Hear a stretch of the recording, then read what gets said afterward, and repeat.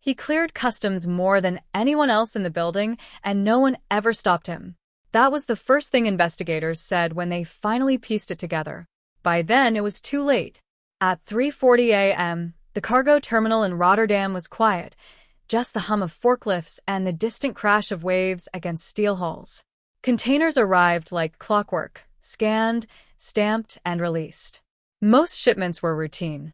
Machinery, pharmaceuticals, food. But one importer's cargo never seemed to raise questions. Adrian Volkov.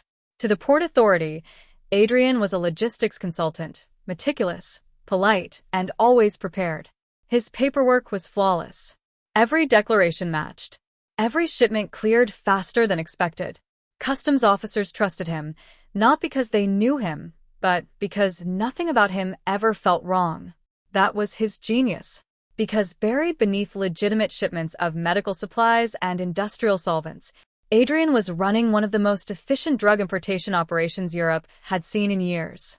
And no one noticed. Adrian hadn't started as a criminal. 5 years earlier, he was just another immigrant trying to rebuild a life after leaving Eastern Europe. He spoke 3 languages, understood shipping systems, and had a talent for organization. He got a job at a mid-sized logistics firm, learning the rhythms of ports, the blind spots in inspections, the subtle human habits that made systems predictable. That's where he learned the first rule. People don't check what looks perfect. The idea came slowly. At first, it was small, altering shipment classifications to reduce tariffs. Then came fake invoices. Then shell companies. By the time he crossed into drug trafficking, the system was already built.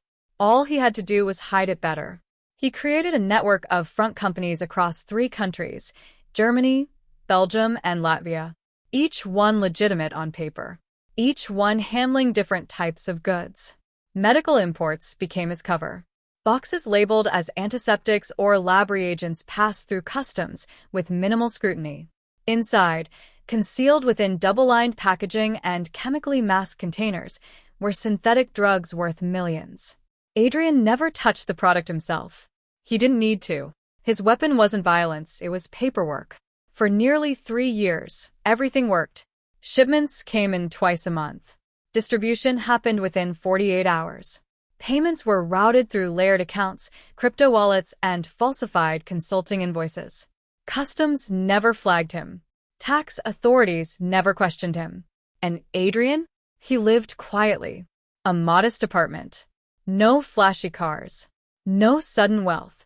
He knew better than to look rich. But systems don't fail all at once. They crack. It started with a delay. One container, just one, was held longer than usual. A junior customs officer noticed a minor discrepancy in weight. It was insignificant, probably a calibration issue, but protocol required a secondary scan. Adrian got the notification instantly. For the first time in years, something slipped outside his control. He made a decision. A bad one. Instead of letting the inspection pass naturally, Adrian intervened. He sent an urgent amendment, new documentation claiming the weight discrepancy was due to a labeling error. He even called a contact within the port, pushing for expedited clearance. It worked. Too well. Because now, instead of a routine scan, the container had a paper trail of urgency attached to it. And that caught someone's attention. The case was handed to a financial crimes unit, not because of drugs, but because of documentation irregularities. At first, investigators weren't even looking for trafficking. They were looking for tax evasion. They began with the companies. Everything looked legitimate: registrations, licenses, transaction histories. But the deeper they dug, the stranger it became. Invoices looped between companies without clear purpose. Payments were broken into precise amounts, just below reporting thresholds. Some suppliers didn't exist outside of documents. Then came the breakthrough. A digital archive. Adrian had always been careful. He kept records, but encrypted them. Stored them across multiple devices. Backups hidden in cloud servers under false identities. But perfection breeds confidence. And confidence breeds mistakes. One file, misplaced in the wrong directory, wasn't encrypted. It looked harmless. Just a shipment log. But it contained timestamps. Real timestamps. And those timestamps didn't match the official declarations. That single inconsistency opened everything. Investigators began cross-referencing shipment arrivals with financial transactions, port logs, and surveillance footage. Patterns emerged. Then routes. Then names. Adrian wasn't just importing drugs. He was orchestrating a network. As the investigation expanded, more secrets surfaced. A customs officer, bribed through indirect payments masked as consulting fees. A warehouse manager who altered inventory logs in exchange for cash. Even a pharmaceutical distributor who unknowingly handled contaminated shipments. Each layer peeled back revealed something darker, bigger, more connected. But the most unexpected discovery wasn't financial. It was personal. Adrian had a brother, Mikhail, declared dead 3 years earlier in a factory accident. Except there was no death certificate on record in the country where it supposedly happened. No burial. No trace. When investigators traced communication logs, they found encrypted messages tied to Adrian's network. One sender stood out. A handler. A coordinator. Someone who never appeared in official documents. Mikhail wasn't dead. He was the one running distribution. The accident had been staged. While Adrian built the import pipeline, Mikhail controlled the streets. 2 brothers. 2 roles. 1 operation. The arrests happened simultaneously. Warehouses raided. Accounts frozen. Associates detained across multiple countries.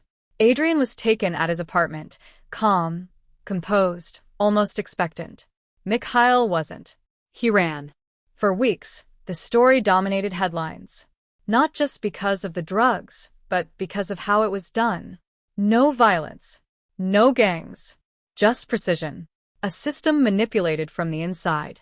During interrogation, Adrian never denied it. But he didn't confess either. He simply said, "I didn't break the system. I just understood it better than everyone else." In the end, it wasn't the drugs that exposed him. It wasn't the money. It wasn't even the people. It was a single document, out of place, unprotected, human. And somewhere out there, Mikhail is still missing, which means the system Adrian built might not be gone, just waiting. If you enjoyed this story, don't forget to like, subscribe, and turn on notifications for more gripping true crime stories every week. What do you think? Was Adrian's downfall inevitable, or could he have gotten away with it if not for that one mistake? Drop your thoughts in the comments below. I read every single one.